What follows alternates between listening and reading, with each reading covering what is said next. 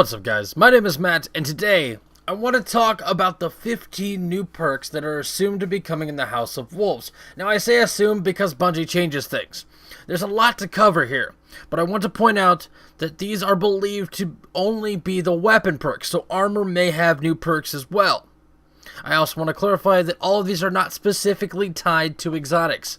That doesn't mean they won't appear on exotics, just they aren't exotic perks.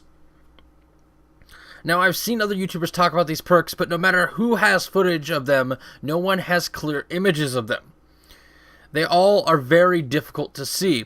So as you've seen on your screen since the beginning of the video, I took to Photoshop to give you guys a very clear look at all of the perks. But enough talk about the pretty shapes on your screen, let's actually talk about the perks. The first perk icon as of right now, and I say as of right now because Bungie recently changed the Exotech Angel Hunter, is tied to 7 of the 15 perks we know of. Those 7 perks are Rifled Barrel, Hand-Laid Stock, Small Bone, Injection Mold, Reinforced Barrel, Casket Mag, and Oiled Flame. All of these perks have an interesting twist to them though, in where you gain something, but you also lose something. For example, on Casket Mag, you will have an increased magazine size, but reduced stability. And on Reinforced Barrel, your weapon will have increased range, but again, reduced stability.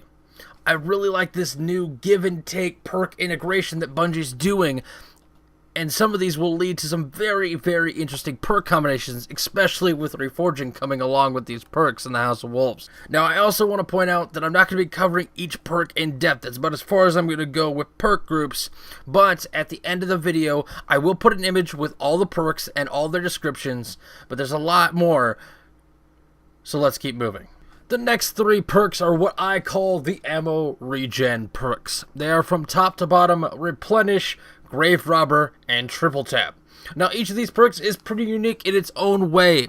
For example, Replenish will fill your weapon's magazine when a super is cast. All I'm going to say is imagine a Bad Juju Obsidian Mind Warlock Voidwalker with a rocket launcher with this perk. Then there's Grave Robber. Melee kills have a chance to replenish ammo, and Triple Tap is basically a word of Crota, but you can miss. Because with Triple Tap, rapidly landing 3 precision hits will return around to the mag. Out of all the perks, all 15 of them, these 3 I think will be the most useful and most fun to play around with. Now, the last 5 really can't be categorized into groups. They're all kind of unique and don't have similar attributes. But like the others, I will cover them briefly. So from top to bottom is Hot Swap, Army of One, Battle Runner, Hidden Hand, and Icarus. Now with Hot Swap, readying your weapon grants a brief period of accuracy. Pretty lackluster and similar to things that we've seen before, like the reload mechanics and whatnot. We've seen all that before, pretty similar, just this time with readying your weapon. But the next 4 are very unique.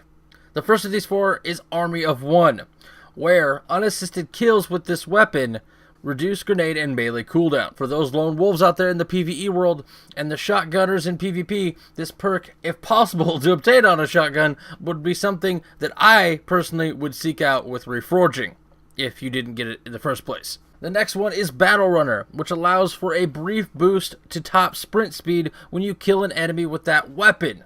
Something we haven't seen before, at least outside of the Meta Multitools exotic perk. We haven't really seen anything with an increased top sprint speed.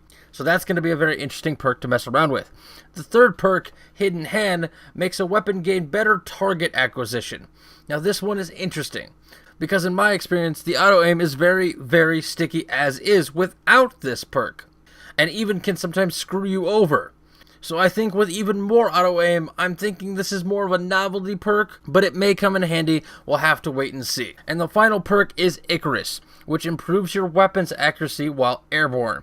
Now, I see this as an attempt by Bungie to make you less of a clay pigeon while floating through the air. Right now, when you jump in the air, you're pretty much a sitting duck. With this perk, that might change the story and make you more of a lethal threat while flying. But if powerful enough, this could be a very, very useful perk, especially in the Crucible. Now, like I said, as soon as I'm done with my sellout thing here, I'll put an image with all the perks and their descriptions on the screen. But that's all I have for you guys, so if you enjoyed the video, be sure to hit that like button. And if you're new here, be sure to subscribe. But as always, my name is Matt, and I'll see you guys tomorrow.